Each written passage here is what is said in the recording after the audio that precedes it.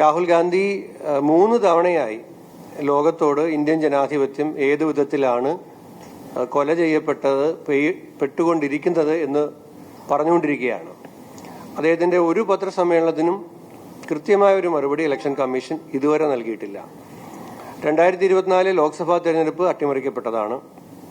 മഹാരാഷ്ട്ര നിയമസഭാ തെരഞ്ഞെടുപ്പിൽ ലോക്സഭാ തെരഞ്ഞെടുപ്പിന്റെ ശേഷം അവിടെ നടത്തിയ കൃത്രിമങ്ങൾ അദ്ദേഹം വളരെ തെളിവുകളുടെ അടിസ്ഥാനത്തിൽ വിശദീകരിച്ചതാണ്.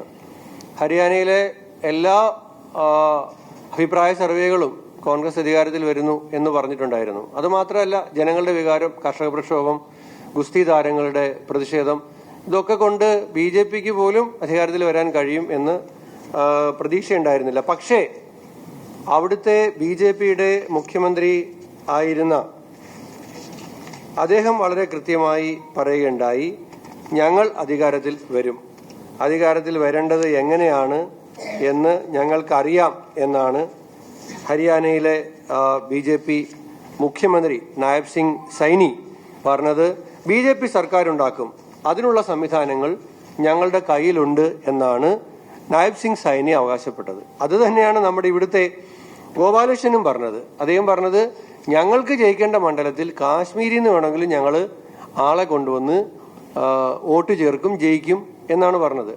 അത് ഇവിടെയുള്ള ഈ ചാനലുകൾ മുഴുവൻ അദ്ദേഹത്തിന്റെ ഈ അഭിപ്രായ പ്രകടനം സംപ്രേഷണം ചെയ്തതാണ്, പ്രത്യേകിച്ച് മലയാളം ചാനലുകൾ. ആ മലയാളം ചാനലുകൾ സംപ്രേഷണം ചെയ്ത ഗോപാലകൃഷ്ണന്റെ വിഷ്വൽസ് ആണ് രാഹുൽ ഗാന്ധി പത്രസമ്മേളനത്തിൽ കാണിച്ചത്.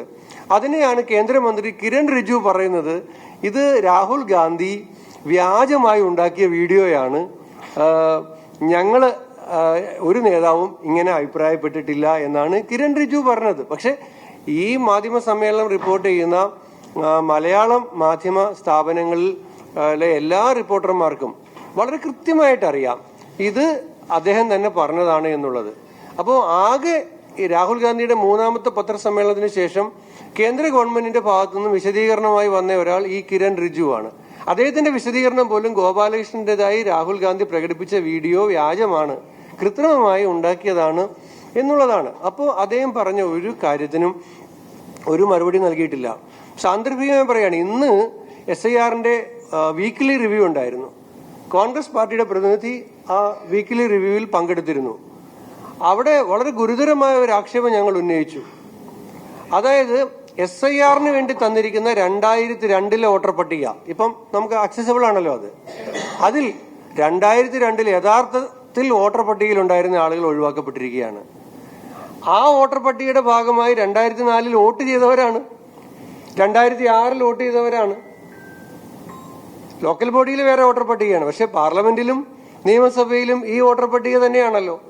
അപ്പം ഈ SIRന് വേണ്ടി തന്നിരിക്കുന്ന 2002 വോട്ടർ പട്ടികയിൽ അന്ന് യഥാർത്ഥത്തിൽ ഉണ്ടായിരുന്ന വോട്ട് ചെയ്ത ആളുകൾ ഒഴിവാക്കപ്പെട്ട അവസ്ഥയിലാണ്. കോൺഗ്രസിന്റെ റെപ്രസെന്റേറ്റീവ് ആ റിവ്യൂ മീറ്റിംഗിൽ ഈ കാര്യം പറഞ്ഞിട്ടുണ്ട്. ഈ ചീഫ് ഇലക്ടറൽ ഓഫീസർ അത് പരിഗണിക്കാം, പരിശോധിക്കാം എന്നാണ് പറഞ്ഞിരിക്കുന്നത്. ഇത് ഇലക്ഷൻ കമ്മീഷന്റെ വിശ്വാസ്യതയെ തകർത്തിരിക്കുകയാണ്. ബ്രസീലിയൻ മോഡലിന്റെ ചിത്രം മാഡം ഇവിടെ സൂചിപ്പിക്കേണ്ടത്, 22 സ്ഥലത്ത് അവരുടെ ഫോട്ടോ വന്നുള്ളത് നിഷേധിക്കാൻ കഴിയുമോ?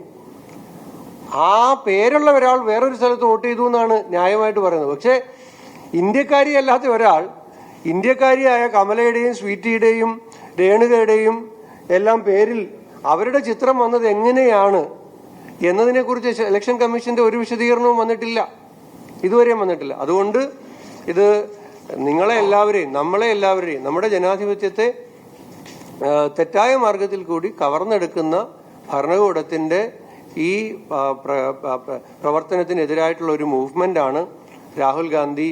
സത്യം, അഹിംസ എന്ന മാർഗത്തിൽ കൂടി ഇന്ത്യയിലെ ചെറുപ്പക്കാർ ഈ ജനാധിപത്യത്തെ കവർച്ച ചെയ്യുന്നതിനെതിരായി രംഗത്തിറങ്ങണം എന്നാണ് അദ്ദേഹം ഇന്ത്യൻ യുവതയോട് അദ്ദേഹം ആവശ്യപ്പെട്ടിട്ടുള്ളത്. അത് ഇന്ത്യയിലെ എല്ലാവർക്കും ബാധകമാണ്.